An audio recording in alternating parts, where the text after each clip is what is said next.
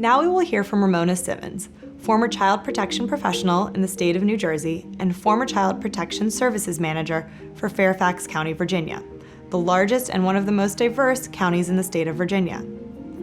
Ramona will tell us about why working to prevent disparate outcomes for children, youth, and families of color isn't a thing of the past, the effects of the history and of the policies described in the previous lesson, as well as the culture of racism and implicit bias, continue to have a negative impact on the children, youth, and families we interact with today.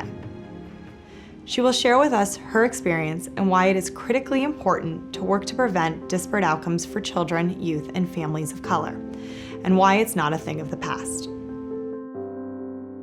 My name is Ramona Simmons. I began my career working for what was formerly known as the Division of Youth and Family Services in the state of New Jersey. I started out as a frontline child welfare worker. When I relocated to the state of Virginia, I started again as a frontline worker, and I've worked in various capacities. I've worked as a foster care worker, a prevention worker, a child protective services worker. Implicit bias, for me, is how our attitudes and understanding play out in our actions and behaviors. Why that is so important to address for child welfare staff is because child protective services workers are often the frontline first contact with the public. In addition, child welfare workers, specifically child protection workers, have a sense of power and control in carrying out their duties and responsibilities. When child protection workers don't have an understanding of their own biases, it impacts the work they do with families. This is so critical because child protective workers make lifelong decisions regarding the lives of children and their families. How those decisions impact children and families plays out in various ways. One of the things we say in doing our work is that every interaction is an intervention. So at the same time, every interaction that a child protective services worker has with a child or a family, their attitudes are playing out through their actions and behaviors.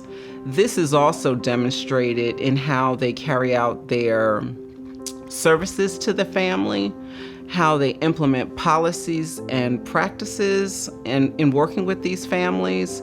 And so if workers aren't aware of their biases, that is going to play out in a very negative way for the family. We often see individual implicit biases play out when we're discussing services that we will be providing to families in the work of child protection. This may be seen in ways such as when we're discussing a case and how to proceed. Often we will talk about the demographics of a family. However, child welfare practitioners, whether it's the frontline worker or the supervisor, will often not acknowledge the race and ethnicity of the family. Now, we often have staff who still believe that the race and ethnicity of the family is not relevant. However, they fail to realize that when we don't address or acknowledge the race and ethnicity of a family or an individual, we're leaving out a part of that family and who they are. At the same time, we want to be careful not to make assumptions or stereotype a family. This prevents us from making cookie-cutter approaches in deciding what services to provide to a family.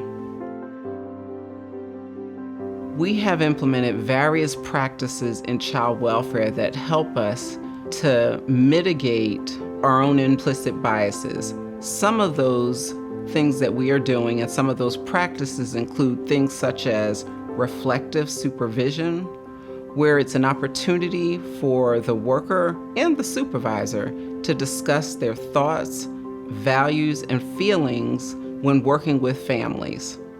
Without that opportunity, there is no way for a checks and balance for that individual worker's opinions and thoughts about the families that they're working with.